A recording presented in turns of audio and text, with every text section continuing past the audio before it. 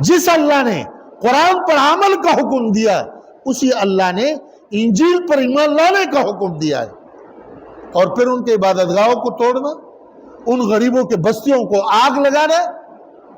آپ یہ کہو گے کہ جی انہوں نے قرآن جلایا اس کے اوپر تو آپ کچھ نہیں کہتے ہو، اس طرف پڑ گئے ہو، تو اس طرح نہ پڑھو، کس کے اوپر پڑ جاؤ؟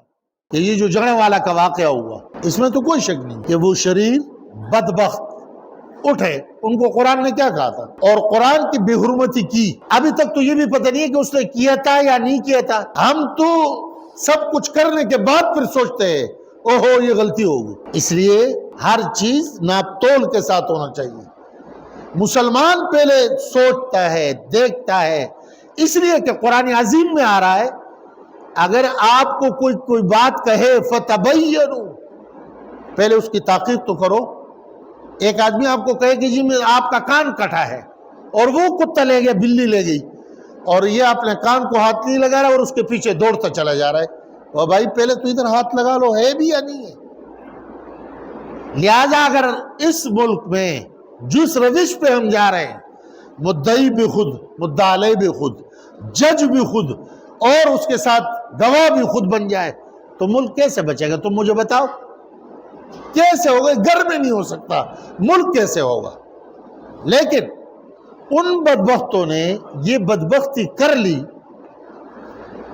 کہ قرآن کے اہانت کیا، دو مجرم بنے۔ تو آپ مجھے یہ بتائے کہ اس کی تو جتنی مذمت کی جائے کم ہے، اور ہمارے ایمان اور ہمارے جذبات کو چیک کرنے کے لیے عالمی طور پر وہ کام تو شروع ہے، لیکن اس کے رد عمل میں وہ ہم سے جو کام چاہتے تھے ہم بھی وہی کام کریں، تو یہ جنڈا ہم کس کے پورا کر رہے ہیں؟ ان کا پورا کر رہے ہیں یا اسلام سے محبت کا اظہار کر رہے ہیں؟ میرے بھائیو، عیسائی اور یہودی وہ ہمارے قرآن کے اوپر ایمان نہیں رکھتے۔ قرآن پر ایمان رکھے گا تو مسلمان ہو جائے گا، لیکن میں اور آپ مسلمان ہو ہی نہیں سکتے جب تک کہ توریت اور انجیل پر ہمارا ایمان نہ ہو۔ لیکن ایمان کے ساتھ ہم یہ کہتے ہیں اب وہ شریعت منسوخ ہو گئی، وہ شریعت اللہ نے معطل کر دی اور ہمیں قرآن والی شریعت دی، لیکن اس کے اوپر اگر ایمان نہیں لائیں گے تو قرآن پر بھی ایمان نہیں ہے۔ اور آپ ایمان مفصل اور ایمان مجمل کو پڑھو کہ اس میں کتب کا لفظ کیا معنی ہے اس کا۔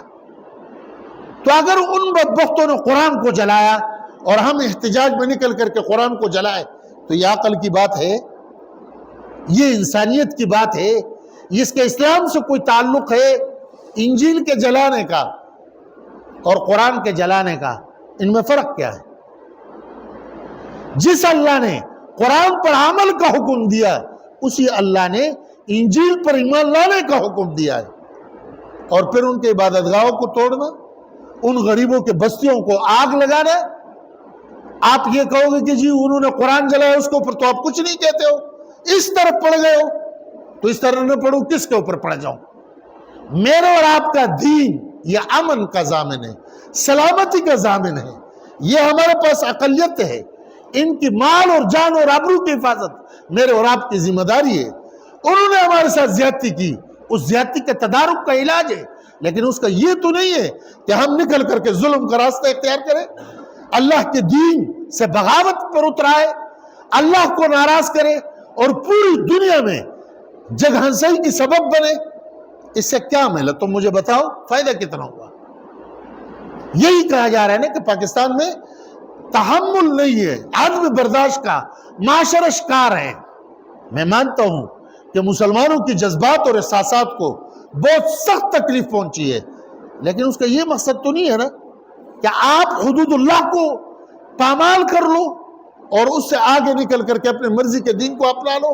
یہ چیز نامناسب، انتہائی نامناسب ہے۔ آپ دیکھ لیں کہ حضرت علی رضی اللہ تعالیٰ عنہ ایک انتہائی زور آور اور طاقتور کافر کے مقابلے میں میدان میں اترے اور اس کو کوئی قابو نہیں کر سکتا تھا۔ حضرت علی رضی اللہ تعالیٰ عنہ نے ان کو قابو فرمایا، اور قابو فرمانے کے بعد اس کو زمین پر لٹا دیا۔ لٹانے کے بعد اب اسلحہ نکال کر کے اس کو قتل کرنے کے لیے کہ میں اس کو ماروں، اور اتنے میں نیچے سے انہوں نے تھوکا، جب تو کو تو حضرت علی رضی اللہ تعالیٰ عنہ کے چہرے پہ لگا، آپ اٹھ کر کے چھوڑ دیا انہوں.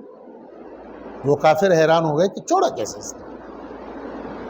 تو انہوں نے پوچھا کہ علی قابو پانے کے بعد آپ نے مجھے چھوڑا کیسے؟ انہوں نے کہا سنو، ہم اگر لڑتے ہیں تو وہ بھی اللہ کے لیے، اور چھوڑتے ہیں تو وہ بھی اللہ کے لیے. میں پہلے تجھے قتل کر رہا تھا خالصتاً وحدہ لا شریک کے لیے، جب تو نے نیچے سے تھوکا تو میرا اپنا جذبہ اور اپنے جذبات اور اپنے احساسات بھی اس کے ساتھ مل گئے، میرا غصہ اور بڑھا، تو میں نے کہا بھئی اللہ کے لیے نہیں، اس لیے تجھے چھوڑا. ہر وقت اپنے آپ کو قابو میں رکھنا کہ اس وقت مجھے کیا کرنا ہے.